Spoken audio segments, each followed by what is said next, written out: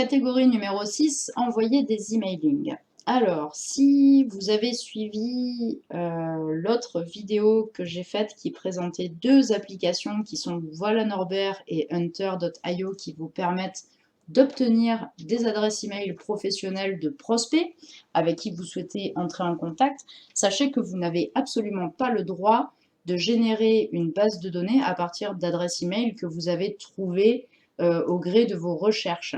Ce qui est important, c'est de respecter ce qu'on appelle le RGPD, c'est la réglementation de la protection des données, GDPR en anglais. Je vous invite à consulter en fait ce règlement européen qui protège les utilisateurs qui n'ont pas donné leur consentement pour recevoir une communication. En revanche, si vous avez un utilisateur qui est allé sur votre site, qui a rempli un formulaire et qui a accepté de recevoir vos newsletters, vos emails, vous pouvez l'intégrer à votre base de données et lui envoyer des emailings, des campagnes, des newsletters, des informations sur vos actualités. Ça, il n'y a aucun souci. Alors, on y va pour la première application.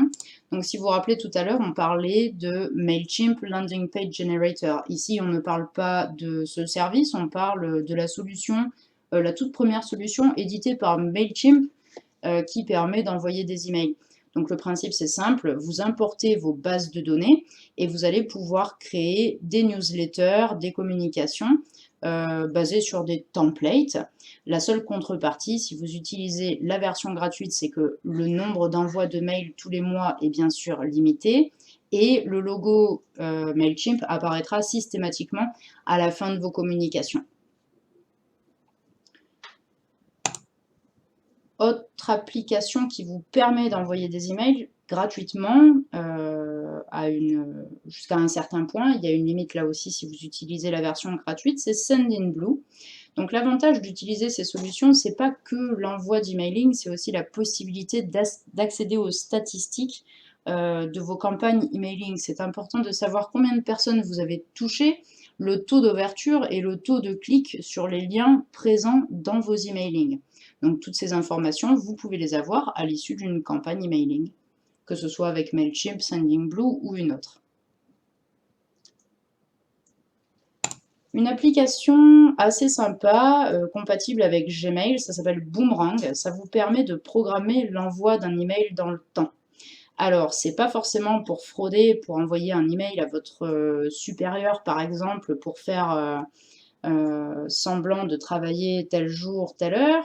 Ceci étant dit, voilà, ça peut être bien utilisé. Par exemple, vous venez d'avoir un prospect au téléphone, vous lui dites « je vous enverrai les informations dans X temps », or vous avez déjà rédigé l'email, à ce moment-là, vous pouvez programmer la date à laquelle vous étiez supposé lui envoyer la communication.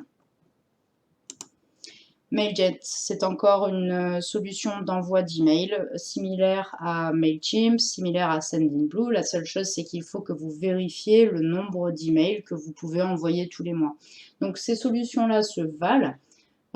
L'idée, voilà, c'est de voir avec laquelle vous vous sentez plus à l'aise pour travailler.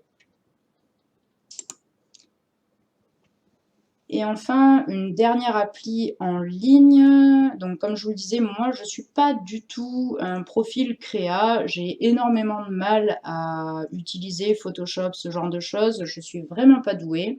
Donc, des petites applis comme ça, moi, j'en redemande. Ça s'appelle Signature.